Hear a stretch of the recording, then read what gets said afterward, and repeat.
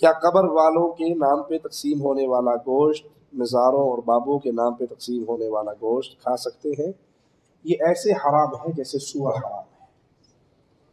غیر اللہ کے نام پہ تقسیم ہونے والا گوشت، غیر اللہ کے نام پہ ذبح ہونے والا جانور ایسے حرام ہے جیسے سور حرام ہے۔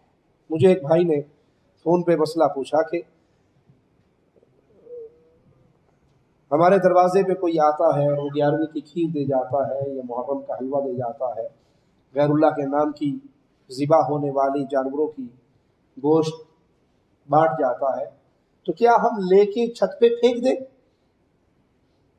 تو میں نے ان سے سوال کیا کہ اسی طرح آپ کے گھر کے دروازے پر کوئی شخص آتا ہے اور اس نے تھال میں سور کا گوشت، خنزیر کا گوشت رکھا ہوا ہے اور وہ آپ کو ہدیہ دیتا ہے، جناب یہ ہماری طرف سے ہدیہ ہے۔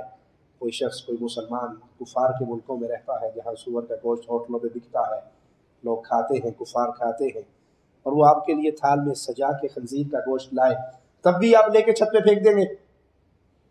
وہ کہتا نہیں شیخ بالکل نہیں، ہم تو اسے فوراً کہیں گے یہ حرام ہے۔ تو میں نے کہا جس آیت میں سور کو حرام کہا گیا ہے وہاں پر غیر اللہ کے لیے ذبح ہونے والے جانور کو بھی حرام کہا گیا ہے۔ جس طرح سور حرام ہے اسی طرح غیر اللہ کے نام سے ذبح ہونے والے جانور حرام ہے۔